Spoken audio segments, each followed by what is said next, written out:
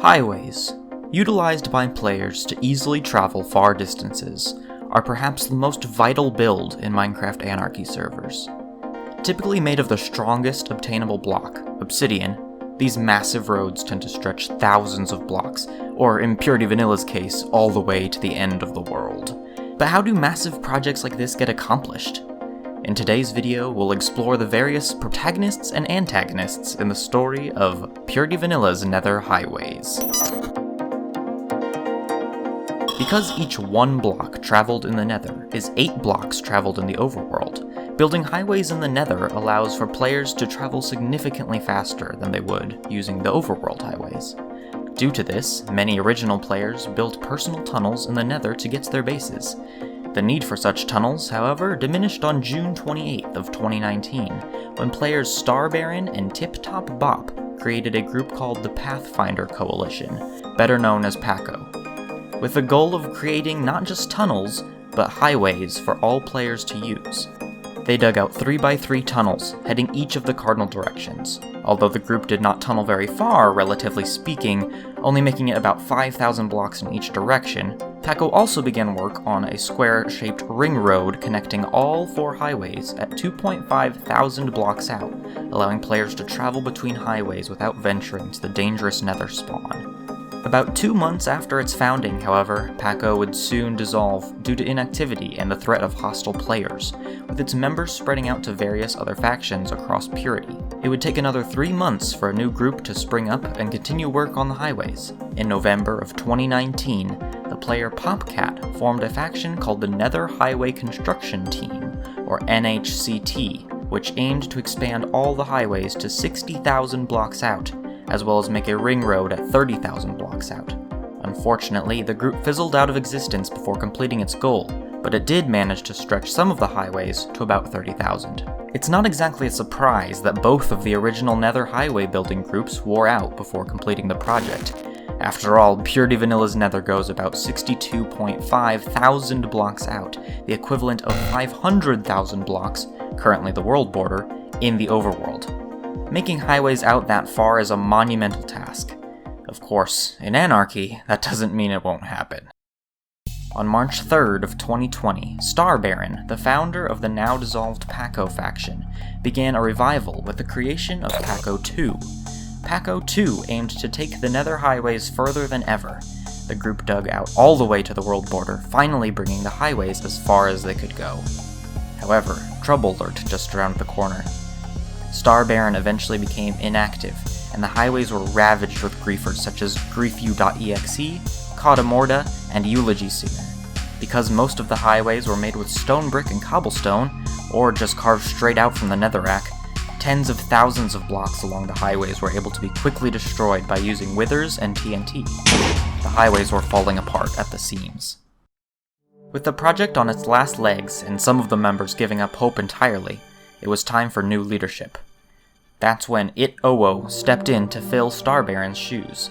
Owo organized PaCo 2 to lower the highways in order to allow for easy elytra flight, making travel much easier. The group also began to line the roads with obsidian, but the supply of this block was very limited, making progress painstaking.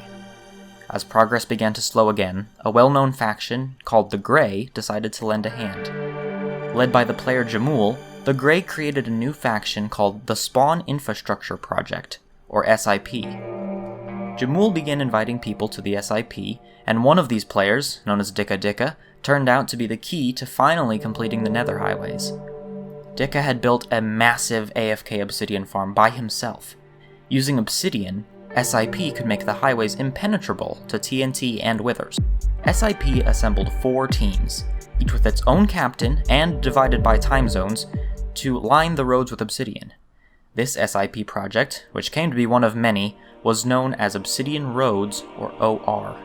OR's first stage was to cover all highways in obsidian up to 10,000 blocks out. Stage 1 began on January 16th of 2021, and within 12 hours, the goal was accomplished. Owo, the still active leader of PaCo 2, presented the Grey with this map art for their help with the highways. Before Stage 2 could begin, Mining Master, a member of PaCo 2 and SIP, discovered a group of gunpowder farms owned by GriefU.exe, a prominent highway griefer. Mining Master griefed the farms, hoping to prevent any further highway griefs. GriefU.exe, none too happy about the grief, threatened to obliterate the highways with withers and blamed all of SIP for the grief.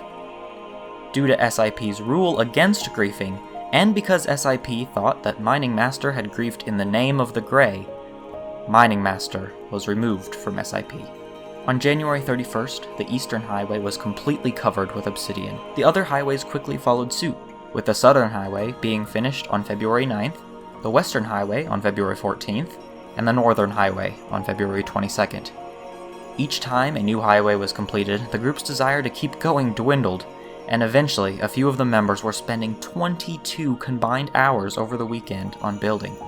In addition, some of the old highways had to be blasted away to make room for the obsidian.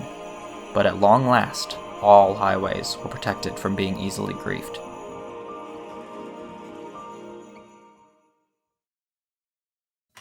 The final part of the Cardinal Highways was finished with Stage 6 of SIP's plan. In order to help players move around even faster, Jamool purchased large quantities of packed ice, which could be used to line the highways so that boats could move along them at extremely high speeds.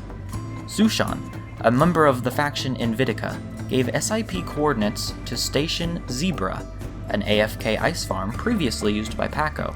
SIP began placing ice on March 10th, and all highways were lined with ice by March 24th. Unfortunately, it didn't take long for griefers such as Arctic to get rid of the ice, but the vast majority of the obsidian-lined highways exist to this day. Finally, the Cardinal Highways were completed. All that remained were the Diagonal Highways. In April of 2021, the player Honcho dug a tunnel all the way until the southeastern world border.